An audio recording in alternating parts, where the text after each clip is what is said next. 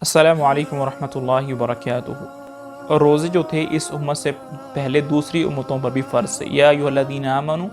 کتب علیکم الصیام کما کتب علی الذین من قبلکم لعلکم تتقون، کہ اے ایمان والو تم پر روزے فرض کیے گئے ہیں اور تم سے پہلی امتوں پر بھی روزے فرض کیے گئے تھے تاکہ تم تقوی والے بنو۔ لیکن کچھ چیزیں ایسی ہیں رمضان کے متعلق، روزے کے متعلق، جو صرف اس امت کو ملی ہیں، کسی اور امت کو نہیں ملی ہیں۔ ایک حدیث کے اندر ابو ہریرہ رضی اللہ تعالیٰ عنہ وہ فرماتے ہیں کہ آپ صلی اللہ علیہ وسلم نے ارشاد فرمایا، اعطیت امتی خمس خصال لم تعطها امت قبلها، کہ میری امت کو 5 انعامات رمضان کے ایسے دیے گئے ہیں کہ اس سے پہلے کسی امت کو وہ انعام نہیں دیے گئے۔ روزے تو پہلے تھے امتوں پر، لیکن وہ انعام ان پر نہیں تھے، یہ صرف اس امت پر ہیں۔ پہلا انعام کیا ہے کہ خلوف فم الصائم اطیب عند اللہ من ریح المسک، کہ روزہ دار کی جو منہ کی جو بدبو ہوتی ہے، جو خالی پیٹ رہنے کی وجہ سے منہ سے آنا شروع ہو جاتی ہے معدے سے، وہ اللہ کے ہاں مسک جو سب سے زبردست خوشبو ہوتی ہے اس سے بھی کہیں درجہ زیادہ اللہ کو پسند ہے۔ دوسری خصلت، دوسرا انعام جو دیا گیا وہ یہ ہے کہ تستغفر لهم الملائکۃ حتی یفطروا، کہ صبح سے جب مسلمان سحری کر لیتے ہیں، سارا دن بھوکے رہتے ہیں، تو جب تک افطار نہیں کر لیتے شام کو، تب تک فرشتے اس کے لیے مغفرت کی دعا کرتے رہتے ہیں۔ تیسرا یہ ہے انعام کہ تصفد فیہ مرض الجن، کہ جتنے بھی شیطان ہوتے ہیں، جن ہوتے ہیں جو انسانوں کو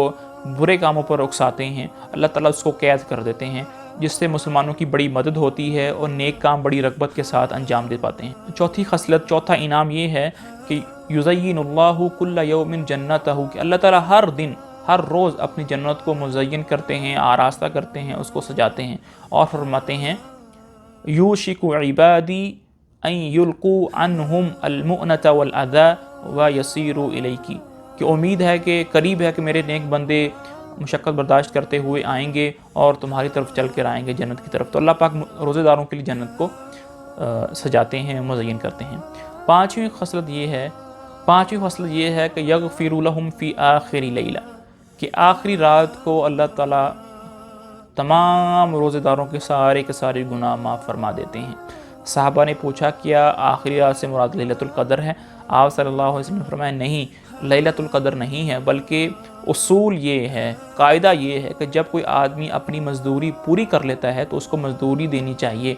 تو ہم اللہ کے مزدور ہیں، سارے روزے رکھے، 30 روزے رکھے، اور جب پھر ہمارے 30 روزے ختم ہو گیا تو اللہ پاک مزدوری کے طور پر ہمیں کیا دے رہے ہیں کہ ہمارے سارے گناہوں کو معاف فرما دیں گے۔ یہ چاند رات کے دن ہوتا ہے